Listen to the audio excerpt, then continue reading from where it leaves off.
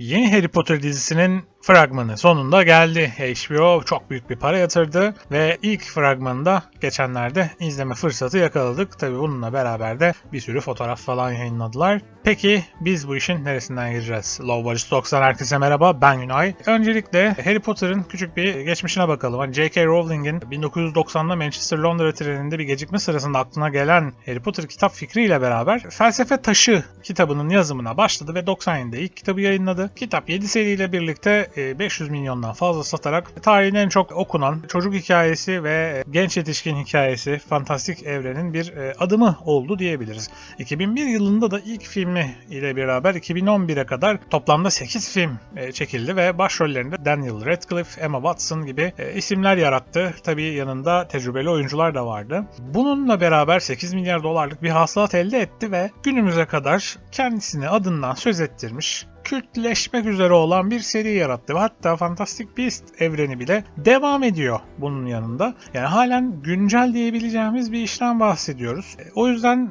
insanlar bu dizinin gelişi hakkında biraz soru işaretleri yaşamaya başladı. Peki yeni dizi ne hakkında? Yeni dizi Felsefe Taşı isimli sezonuyla beraber 25 Aralık 2026'da HBO ve Max platformunda izleyicilerle buluşacak. Format şöyle, yani her kitap bir sezona denk gelecek şekilde düşünmüşler ve hedeflenen uyarlama da orijinale sadık kalma sözüyle yapılmıştı. Ana oyuncu kadrosunu tanıttıklarında zaten soru işaretleri patladı. Çünkü çoğu oyuncu orijinale yakın görünüyorken bazıları sanki Temu'dan alınmış versiyonuna benziyordu. En kötü tercih ise Severus Snape, yani Papa Esiedu ile yaşandı. Çünkü Severus Snape'in ırkını değiştirdiler. Adam beyazdı. Hatta kitaplarda da defaatle aşırı beyaz söylemleri yer aldı ve kendisini bir siyahi oyuncuya oynatmaya karar verdiler. Bu da serinin kendi kendinin sonunu getirdiği izlenimi yaratmaya başladı. Birkaç gün önce, yani 25 Mart 2026'da ilk fragmanı izleme fırsatımız oldu demiştik. Hogwarts'ın atmosferini bence güzel yansıtıyor ilk gördüğüm sahneler diyeyim. Görüntüler, çekim ve teknik açısından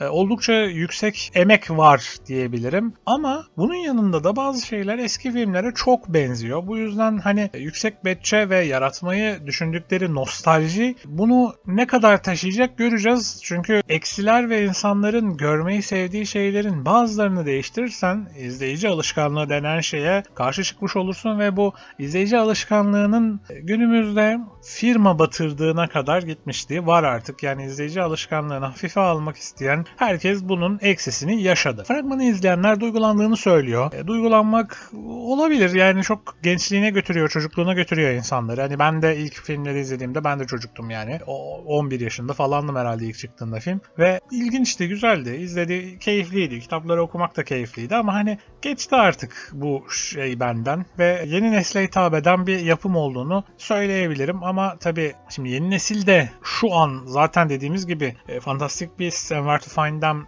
serisininle beraber geçmişi de biliyorlar, takip ediyorlar. Bu yüzden onlar da geçmişteki işin değiştirilmesinden çok memnun değiller diyebilirim. Hani orijinal filmlere çok benzemesi ile beraber değiştirdikleri şeyler, cast tercihleri ciddi tepkilere de sebep oldu. Mesela Snape rolünü oynayan Papa Esiedu neredeyse aşırı ırkçı tepkiler ve ölüm tehditleri yer aldı ama yani hani oyuncunun bir suçu yok. Cast tercihini yapan arkadaşların suçu bu. Hani sen gidip aşırı beyaz olduğu, yani işte korkutucu derecede gece yarısı bile bir fener gibi parladığı falan şeklinde kitapta ifade edilen bir insanı siyahi bir oyuncuya oynattırmaya çalışırsan bazı insanların ağzını tabii ki kapatamazsın. Yapacak bir şey yok. Bu tepkileri göze aldılarsa kendi bilecekleri iş. Parayı sonuçta biz vermiyoruz. Ayrıca Snape cast'inin yaratacağı kötü bir etki var kitaplarda. Çünkü sonuçta Harry Potter'ın annesi sırf şimdi şey gibi siyahi diye onu reddetmiş gibi görünecek ya da işte mesela Felsefe Taşı çalındığında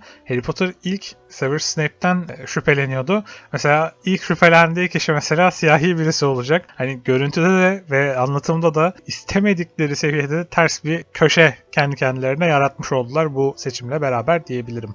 Gerek yoktu diyenler de var ama şimdi bu yeni nostaljiyi canlandırma furyasında gerek var mı yok mu?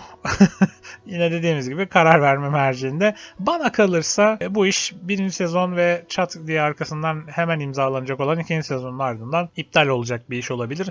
Çünkü insanların beklentisini genelde çok yükselttiklerinde Rings of Power'da da olduğu gibi gördüğümüz gibi çok çok kötü işler ortaya çıkıyor. Karar verdikleri değişiklikler kendi vizyonunu, işi yaratan insanın vizyonunun önüne koymaya çalışan, orijinal fikri olmadan bu işi yapmaya çalışan insanlar her zaman kaybediyor. Yani J.K. Rowling'in kişisel görüşlerini de baz alıp bazı insanlar izlemeyin, boykot edelim falan diyor da abi geçti o bok evreler. Gidin evinizde propagandanızı yapın. O yüzden yapacak bir şey yok. J.K. Rowling'in işine ben saygı duyuyorum ama J.K. Rowling'in işine yaptırdığı insanların ona saygı duymadığı açık. Çünkü bu iş batsın diye bazı kararların verildiğini düşünüyorum. Hani özellikle bazı saçma şeylerin yapıldığında düşünüyorum dizi ve sinema işlerinin içerisinde. Bu yüzden yaratıcı olmayan ve farklı kendi görüşünü ortaya koymaya çalıştıkları bir iş izleyecek gibi geliyor bana. Bir reboot'tan ziyade bir franchise killer olma ihtimali oldukça yüksek. Bakalım izleyip göreceğiz. Buraya kadar beni dinlediğiniz için çok teşekkür ederim. Videomuzu beğendiyseniz beğeni bırakmayı, kanalımıza abone olmayı ve yorumlarda da kendi görüşlerinizi tabii ki okumayı ve onlarla beraber sizinle sohbet etmeyi çok isterim. Kendinize iyi bakın. Hoşça kalın.